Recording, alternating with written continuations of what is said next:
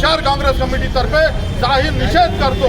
आणि या नारायण राणेंनी आणि त्याच्या मुलांनी या महाराष्ट्रामध्ये जे गलिच्छ वातावरण निर्माण केलेलं आहे, मराठाबद्दल बोलत आहे, आचार्य शंकराचार्याबद्दल बोलत आहे, यांना काय अधिकार नाही बोलायचा, कारण त्यांनी ते सगळं पक्ष बदलून उड्या मारून आता इथे मोठे झालेलं आहे। म्हणून शहर जिल्हा काँग्रेस कमिटीतर्फे नारायण राणेचा मी जाहीर निषेध करतो आणि नारायण राणेंना त्यांना मंत्रिमंडळातून नरेंद्र मोदी यांनी ताबडतोब काढून टाकावं, कारण शंकर आचार्याचा पाप हे शहर जिल्हा काँग्रेस कमिटी सहन करून घेणार नाही।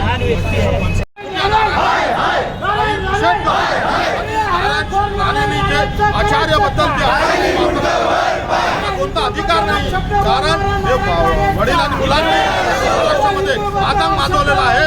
मराठा समाजाबद्दल शंकराचार्याबद्दल अपशब्द वापरतात, यांना मंत्रिमंडळामध्ये राहणार अधिकार नाही। मोदी यांनी त्यांना मंत्रिमंडळातून ही आमची मागणी आहे।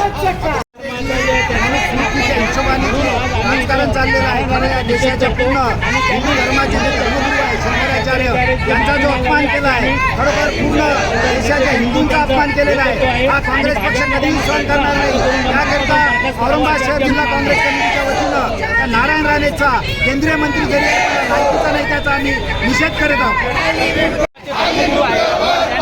पूर्ण जीवन हिंदू धर्मासाठी संन्यास म्हणून घेतलेला आहे आणि जर तुम्ही विचारत असाल तुमचं योगदान काय, तर मी नारायण राणेला अटक करावी,